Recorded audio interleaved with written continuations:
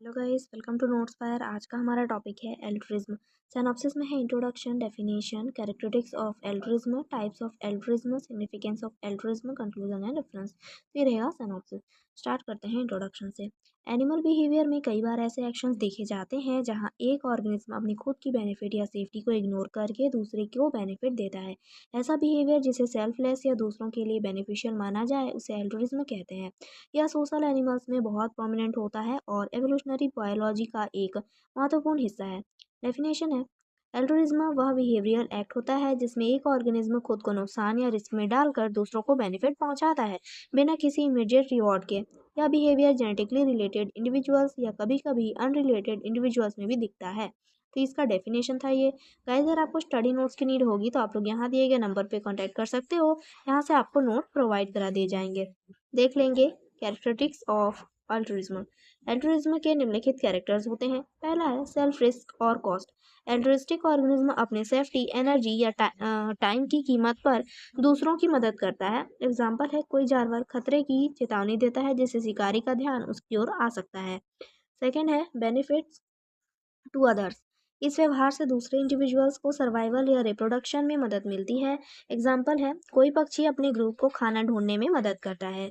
Third है no direct reward. Altruistic को एल्ट्रुइस्ट को तुरंत कोई व्यक्तिगत फायदा नहीं होता, फिर भी वह सहायता करता है।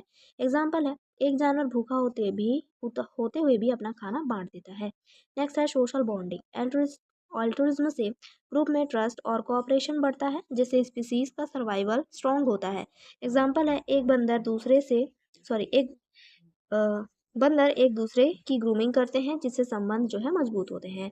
नेक्स्ट देखेंगे टाइप्स ऑफ एल्ट्रुइज्म। एल्ट्रुइज्म के निम्नलिखित टाइप होते हैं। पहला है किन अल्ट्रुइज्म। जब कोई ऑर्गेनिज्म अपने जेनेटिक रिलेटिव्स की मदद करता है भले ही उसे खुद का नुकसान हो तो उसे किन अल्ट्रुइज्म कहते हैं। एग्जाम्पल है, एक चिड़िया अपने बच्चों को खाना खिलाने के लिए बार बार खतरे में जाती है। यह व्यवहार जीन्स को इनडायरेक्टली आगे बढ़ने में मदद करता है। सेकेंड है रेसिप्रोकल एल्ट्रुइज्म। इसमें एक ऑर्गेनिज्म दूसरे की मदद करता है उम्मीद के साथ कि भविष्य में वो भी बदले में मदद करेगा। एग्जाम्पल है, एक बंदर दूसरे की ग्रूमिंग करता है और बाद में वही बंदर उसकी ग्रूमिंग भी करता है। यह आज मदद करो कल मदद पाओ के सिद्धांत पर आधारित होता है। थर्ड है ग्रुप एल्ट्रुइज्म। इसमें इंडिविजुअल्स अपना नुकसान सहकर पूरे ग्रुप की रक्षा या भलाई के लिए एक्ट करता है। एग्जाम्पल है, मेरकेट या बर्ड का सेंटिनल बनना जो प्रीडेटर को देखकर सबको चेतावनी देता है। यह ग्रुप सर्वाइवल में मदद करता है। नेक्स्ट है यूसोशल अल्ट्रुइज्म। यह बिहेवियर खासकर यूसोशल एनिमल्स या ऑर्गेनिज्म में दिखता है जैसे हनी बीज एंड्स, टर्माइट्स। यहाँ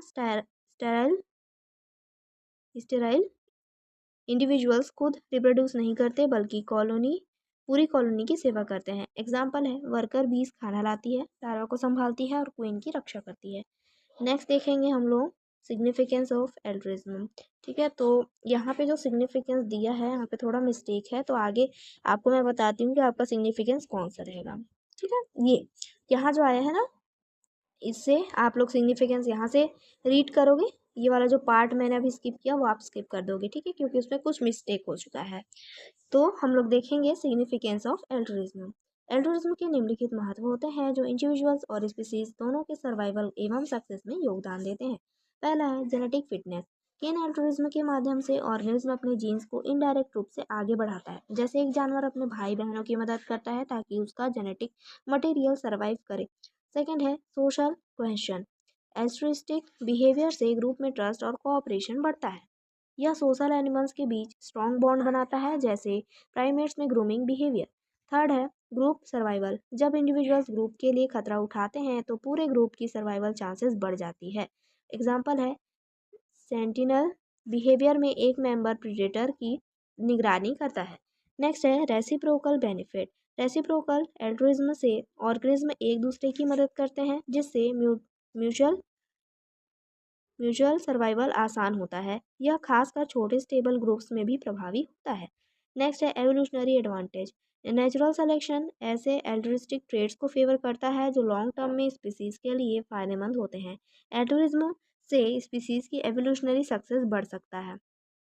कंक्लूजन देख लेंगे। एल्ट्रुइज्म एक कॉम्प्लेक्स और फैसिनेटिंग बिहेवियर है जो दिखाता है कि नेचर में कॉपरेशन और सेक्रीफाइस कैसे एवोल्यूशनरी सक्सेस का हिस्सा हो सकता है। यह न सिर्फ इंडिविजुअल्स के जीन के लिए बेनिफिशियल है बल्कि पूरे ग्रुप की सर्वाइवल और स्टेबिलिटी को भी प्रमोट करता है। ये इसका कंक्लूजन था। रेफरेंस में है animal behaviour by John Alcock and principle of animal behaviour by Dugatkin www.youtube.com Notes Fire. तो ये था आज का टॉपिक। आई होप आपको समझ में आया होगा। समझ में आया तो प्लीज़ लाइक करिए एंड सब्सक्राइब करिए। Thank you.